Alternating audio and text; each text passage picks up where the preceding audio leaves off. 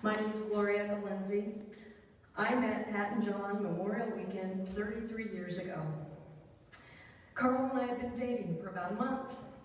When he invited me to join he and the Ansons on a camping trip weekend at Hell's Canyon. They were the first couple that we did a trip with together. Pat and I bonded over a rainy campfire while the boys were gone all day long spelunking.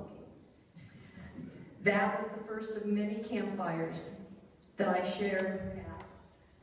When the men weren't around, we shared secrets. And no, John, I'm not going to tell you them. Later that same summer, we all went camping and boating at Oahe Reservoir in Oregon. That was to become an annual event. Pat and John only missed 2 or 3 summers in the entire 33 years. The first few years, Cindy came along on those trips. Then we had a couple of years with no kids, and then Carl and my 2 boys were born. My 2 boys grew up around Pat and John. They would ask me, who's coming to Oahe this year? I would start with John and Pat, and they would say, well, of course, but who else?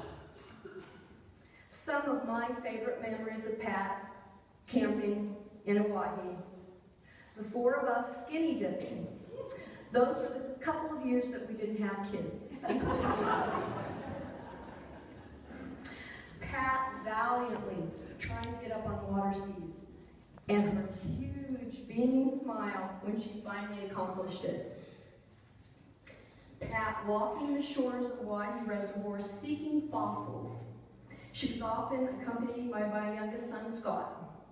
She would bring her finds back to the boat, but she always forgot to take them out of the boat. So next spring, as we cleaned the boat for the next season, we would find Pat's pile of fossils. We'd pull them out, set them aside to give her, but we never remembered. So eventually, we'd throw them away, and the next summer, she'd go find fossils, she'd put them on our boat, she'd forget them, we'd forget to get them. Every year, we played out the scenario. And what I finally realized is that for Pat, the joy was in the looking and the finding, not in the keeping. I have many memories of the meals we shared, especially the camping meals. Pat's go-to meal was a slab of beef for John, a huge green salad, and corn on the cob.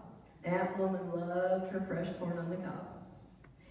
And finally, the memory I have of the many times I would go into Pat's trailer and she would say, want a white Russian glow? Help yourself, bar's over there. I will be forever grateful for all the fun memories of Ms. Patricia Anson. I am grateful to have called her a friend.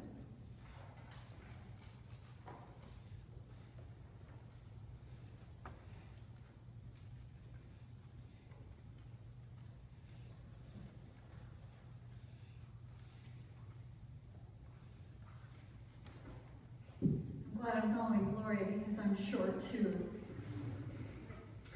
My name is Lorraine Dietz, and I've known Pat for 32 years. I met her when I was just 23 years old, and she was 35, and I thought, wow, 35, that's really old. I later told her that when I turned 35, and we both just laughed and laughed. We just thought that was hilarious. Pat and I became fast friends. We were both young moms. She had her Cindy, and I had my Shanna. And we were single parents, and we both knew each other's struggles. And she was a great mentor for me throughout my years that I knew her, that I've known her. And she helped me grow into the more mature and self-confident woman that I am today. And I'm very thankful for that. John and Pat and Kevin and I, we shared many fun times. We were great friends. We accepted each other for who we were. We never judged or criticized each other. We just had fun. We laughed and we laughed. We shared many New Year's Eves together. It was a tradition. New Year's Eve was always over at our house or their house. And when my phone would ring around the holidays and I would see that it was Pat, I just loved hearing her voice. She always would say, "Hi, this is Pat." And I'm going to miss that. I'll miss that forever. And she would say, so, New Year's Eve at our house, you bring one of your fantastic desserts and the champagne, and we've got the rest. And it went back and forth like that for the last 33 years. And we just shared, and we also had Valentine's Day as a tradition too, that we shared together. And this last New Year's Eve was really special. It was our last New Year's Eve together, and I was really grateful that she was feeling good, and we had a lot of fun. We rented hotel rooms, we had dinner at Chandler Steakhouse, and we watched the Great Potato Drop, and we just thought that was so much fun. We just laughed, and we had a really wonderful time. And yesterday, I was looking through the channels, and I work at home, so I watch a lot of TV.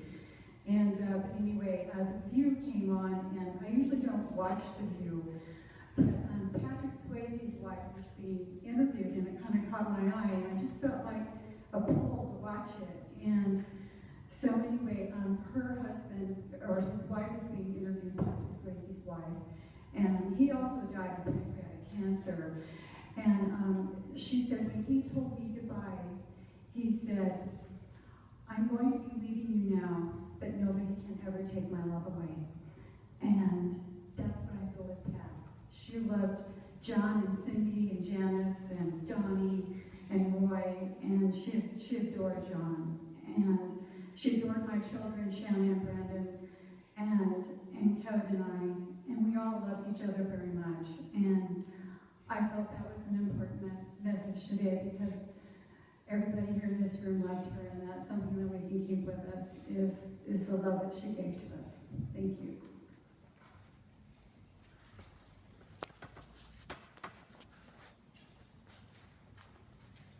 I'm the other half. Pat was like a sister to me. I'm Kevin. John like a brother.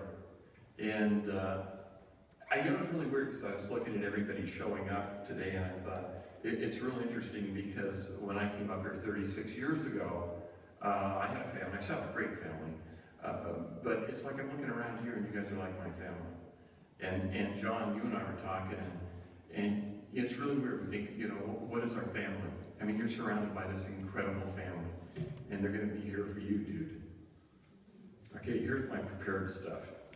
Okay. So I've known John, Pat, and Cindy since I came to Idaho 36 years ago. But they were my best friends. I went to their wedding. They were there when I met Lorraine. And Pat and Lorraine became instant best friends. And she talked a bit about that, Gloria, as well, just that real bond. Pat shared in our excitement when I proposed to Lorraine. Hello. We shared our families. They came to our wedding. We shared our families. We got to enjoy their horses. Got to enjoy Pat's kitties, John's kitties, lots of kitties. Over the years, birthdays, graduations, weddings, anniversaries, rafting, travel. Always on Valentine's Day. Once in snowy Idaho, shopping and fishing. Once an adventure in Mexico. We were just in romantic Hawaii. Wonderful things, and always exploring and even enjoying the Great Potato Drop in Hawaii, or actually in the Hawaii Plaza or whatever downtown. So it's been amazing, and now it even goes further. Pat and now John and our granddaughters starting to enjoy as well, and their first meeting with horses was at the ranch. Over the last months, Pat and John and Cindy shared the dearest thing of all, which to me was inviting us to witness their courage, and I thank you. During that time, we were blessed to meet Janice, Donnie, Roy, and I started exchanging a few recipes on that. Pat was special in her beauty and her appreciation of things and what they could become. She was a dreamer.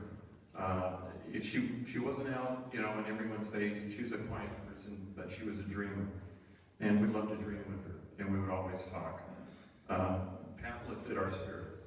And from time to time, I would come up with a funny story or a song to maybe help lift hers. My stories were usually pointless. Always ended in a groan-up plan. But Pat's smile, it encouraged me, usually to the dismay of everyone else. I was out riding my bike Sunday, which is something I like to do. It was a beautiful day. It was a lot like today, with a little less wind and a little more sun, a little more heat. And while I was riding, a song came to me, so I wrote it down to share today. And it kind of celebrated the simple things that I'll always remember of Pat, John, Cindy, Janice, and to your families. These are my memories. And maybe a little bit of a gap filler, John, when you're kind of like, when you fill the hole in. Pat will chuckle at this because as I was getting ready, and I was looking at how do you talk at a service, it said, never read a poem at a eulogy. I thought, oops. I guess writing a poem is even worse. That's like a double oops. And the only blessing here is I'm not going to sing and I'm not going to play my ukulele, which Pat helped me pick out in Hawaiian and encouraged me to play. I think the two songs I got good at, we got a lot of fun with. So, with some apology to Rogers and Hammerstein and not having the voice of Julie Andrews, I think Pat would get a kick out of these special and funny memories to the sound of music's Raindrops on Roses. And so we did say Pat also loved flappers. So I won't sing it, I'll read it, see how I do. Raindrops on roses, houses with kittens, Pat snuggled with John on a sled with her mittens. A beautiful picture of them next to a tree. These are a few of the favorite memories for me. And Pat, to our children, she watched them both grow. Birthdays and Christmas, their highs and their lows. Beautiful ponies met our granddaughters too. This was the Pat we were both glad we knew. Dawn, Duchess, and Mac with Pat at the stables, playing pinochle cards as we sat around the table, smiling